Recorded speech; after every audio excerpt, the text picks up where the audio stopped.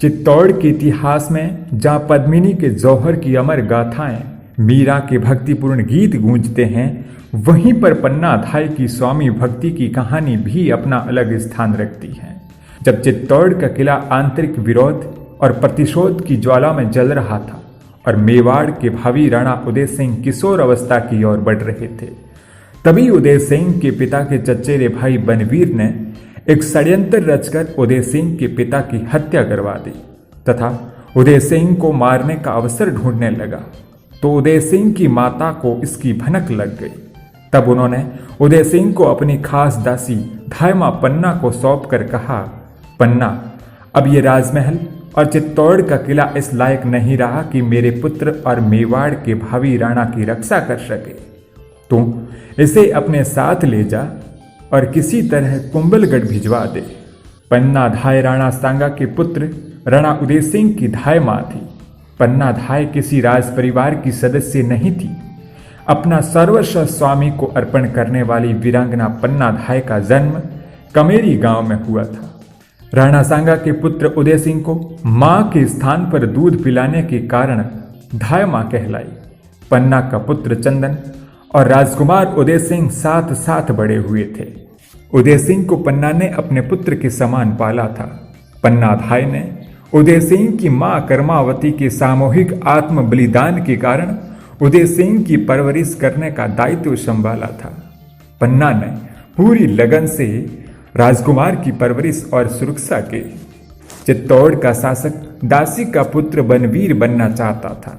उसने राणा के वंशजों को एक एक कर मार डाला।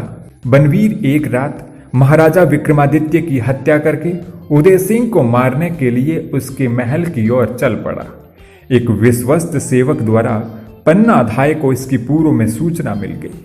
पन्ना राजवंश और अपने कर्तव्य के प्रति सजग थी। वह उदय सिंह को बचाना चाहती थी। उसने उदय सिंह को एक बांस की टोकरी में सुलाकर उसे झूठे पत्तों से ढककर एक विश्वास पात्र सेवक के साथ महल से बाहर भेज दिया। बनवीर को धोखा देने के उद्देश्य से अपने पुत्र को उदय सिंह के पलंग पर सुला दिया। बनवीर रक्त रंजित तलवार लिए उदय सिंह के कक्ष में आया और उसके बारे में पूछा। पन्ना ने उदय सिंह के पलंग की ओर संकेत किया, जिस पर उसका पुत्र चंदन सोया था। बनवीर ने पन्ना के पुत्र को उदय सिंह समझकर मार डाला। पन्ना अपनी आंखों के सामने अपने पुत्र के वध को अविचलित रूप से देखती रही।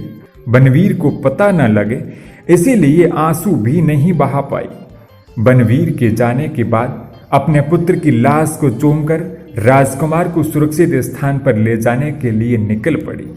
स्वामी भक्त वीरांगना पन्ना धन्य है, जिसने अपने कर्तव्य पूर्ति में अपनी आंखों के तारे का बलिदान देकर मेवाड़ राजवंश को बचाया। पुत्र की मृत्यु के बाद पन्ना उदय सिंह को लेकर बहुत दिनों तक शरण की तलाश में भटकती रही।